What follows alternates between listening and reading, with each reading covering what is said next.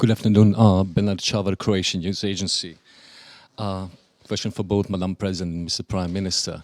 Turkish President Erdogan has repeatedly threatened to ditch migration deal with European Union in response to a ban on pro-Erdogan rallies in Europe. Are you concerned it could provoke another refugee crisis like the one we have witnessed 2015 and 2016? Mr. Prime Minister, for how long your country will keep border controls with Schengen countries? And Madam President, if so-called Balkan route gets reactivated again, is reinforcing border with Serbia an option, both with the ground troops or even with the wall? First, on the border controls, this is something that we also discuss with other EU countries that have introduced these border controls. It will be discussed within the framework of our cooperation in the European Union. So that we still need to attend to. There's no decision on that yet. In general, I feel that both European Union and Turkey need now to have a balanced approach in this situation, because none of us really will gain on a situation where we increase this tension. We need to decrease the tension. That goes for Turkey as well as the European Union. So I think we need to be very balanced now and calm in a tense situation, because we need one another.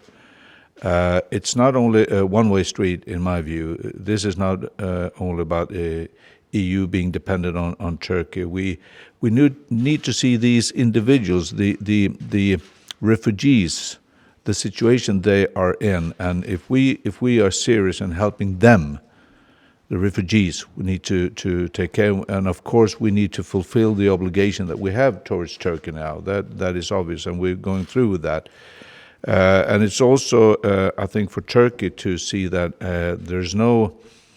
there's nothing to gain in Turkey from a destabilized European Union, rather the opposite.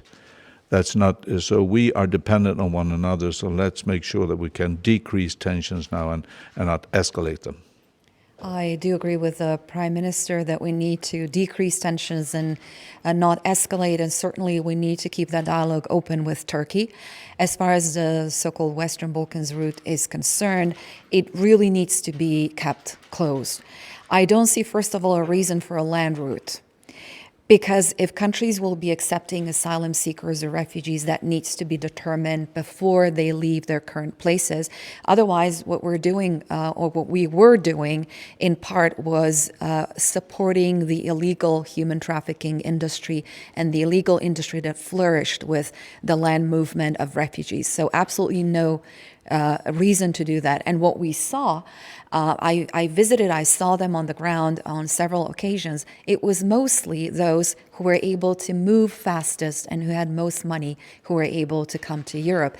But we need to provide opportunities to those families who cannot move through land routes to have the opportunity to seek asylum if they're true victims of war and violence. Secondly, I think it would be very detrimental to our relations in Southeast Europe. You see now fence on the borders of Croatia with Slovenia and with Hungary. That fence was not there even during the times of the Cold War.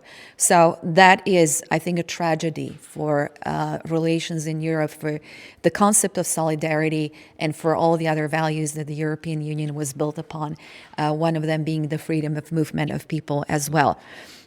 What will happen? I do not want to see any physical barriers on any of our borders with our neighboring countries. That truly will be the last resort.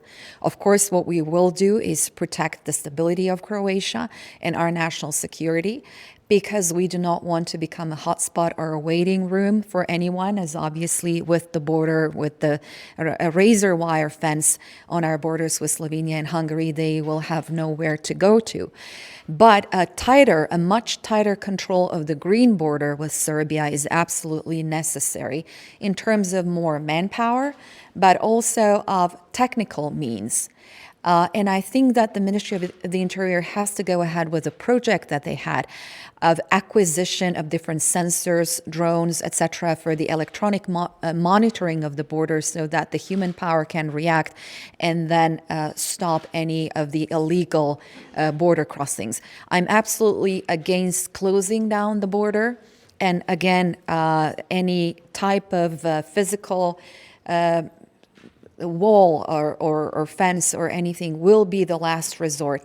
But the stability and the national security of the country and the security of our citizens, the preservation of the stability of our economy will be the factors that we will be also considering alongside the fact that we need to show that human face humane towards any migrants. Thank you.